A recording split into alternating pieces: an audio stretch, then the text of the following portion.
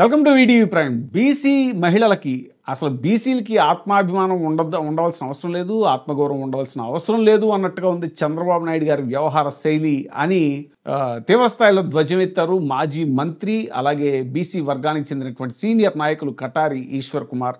మనం తాజాగా చూసాము, గుడివాడలో బాబు ష్యూరిటీ మోసం గ్యారంటీ అనేటువంటి కార్యక్రమంలో పాల్గొనడానికి వచ్చినటువంటి జెడ్పీ చైర్పర్సన్, మహిళా చైర్పర్సన్ అయినటువంటి ఉప్పల హారిక దంపతుల మీద జరిగినటువంటి దాడి తెలుగుదేశం నాయకులు తీవ్రమైన స్థాయిలో దాడి చేశారు. అక్కడ ఘర్షణ పూరితమైనటువంటి వాతావరణాన్ని కూడా సృష్టించారు.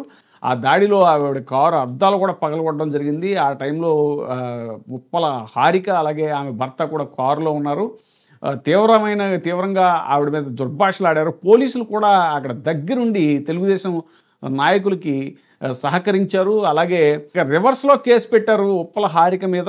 ఈ పరిణామాలన్నిటి నేపథ్యంలో ఇప్పుడు మాజీ మంత్రి, సీనియర్ నాయకులు, అలాగే బీసీ వర్గానికి చెందినటువంటి నాయకులైనటువంటి కటారి ఈశ్వర్ కుమార్ గారు ఉప్పల హారికకి తన సంఘీభావాన్ని ప్రకటించారు. అలాగే ఆయన కొడాలి నాని గారిని కూడా పరామర్శించడం జరిగింది, ఆయన కూడా కలవడం జరిగింది.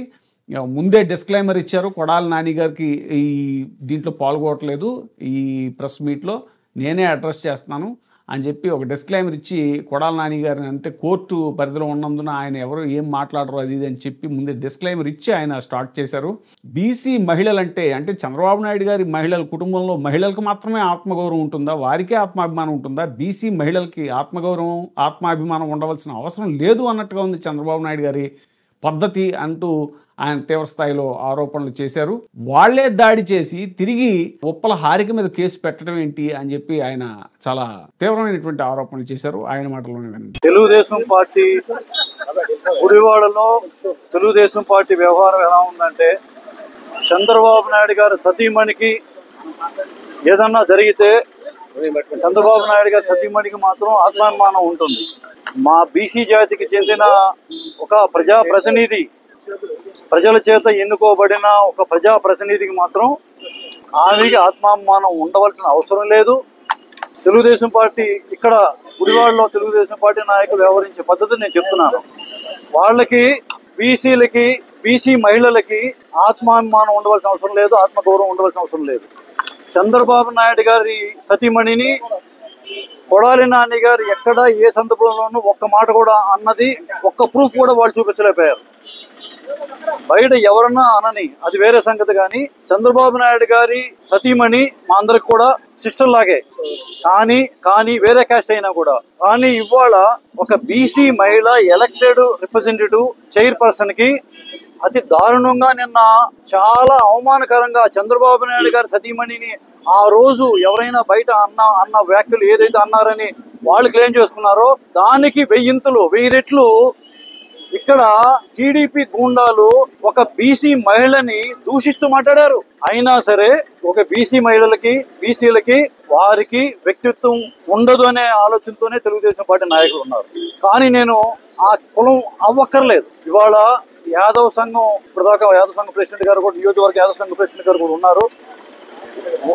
ఆ మహిళ మా కులంలో ఉండకపోవచ్చు, మా కులంలో పుట్టకపోవచ్చు, కానీ మాది బీసీ జాతి. మేమందరం కూడా ఆ మహిళని మా సొంత సిస్టర్లానే మేము భావిస్తున్నాము. ముఖ్యంగా యాదవ్ కులస్తులందరూ గుడివాడ నియోజకవర్గ యాదవ్ సంఘం తరఫున కూడా నేను క్లియర్ గా మీ ద్వారా నేను తెలియజేస్తున్నాను. ఇవాళ మా సంఘం సపోర్టు, ఆమె మా కులంలో పుట్టపోయినా కూడా యాదవ్ సంఘం, నియోజకవర్గ యాదవ్ సంఘం చాలా చైతన్యమైన యాదవ్ సంఘం, పూర్తిగా ఆ మహిళకి, ఆ సోదరిమణికి సపోర్ట్ గా మేము నిలబడుతున్నాము. నేను కూడా ఇప్పుడు దాకా నేను తటస్థంగా ఉన్నాను. ఎలక్షన్ ముందు నా 2 ఓట్లు కూడా కూటమికి వేస్తాను. పవన్ కళ్యాణ్ గారి మీద ఉన్న అభిమానంతో, పవన్ కళ్యాణ్ గారు కూటమిగా ఉన్న ఎన్డీఏకి నేను ఓటేస్తానని చెప్పి 2 ఓటేస్తానని జూన్ అప్పుడు 13వ తారీఖున పోలింగ్ అయితే 11వ తారీఖున నేను డిక్లేర్ చేశాను. కానీ ఇవాళ తెలుగుదేశం పార్టీ గుడివాడ తెలుగుదేశం పార్టీ నాయకత్వం ఎట్లా ప్రవర్తిస్తుందంటే, వాళ్ళకి బీసీలు అంటే మనుషులు కాదు, బీసీలకి ఆత్మామానాలు ఉండవు, ఆత్మగౌరవాలు ఉండవు.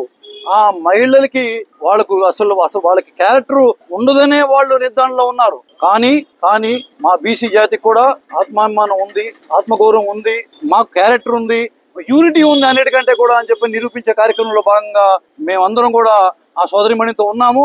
నేను స్థానికంగా 100% ఈ విషయంలో కార్యకర్తలకి వాళ్ళ హక్కు ఉంది, మీటింగ్ పెట్టుకునే హక్కు.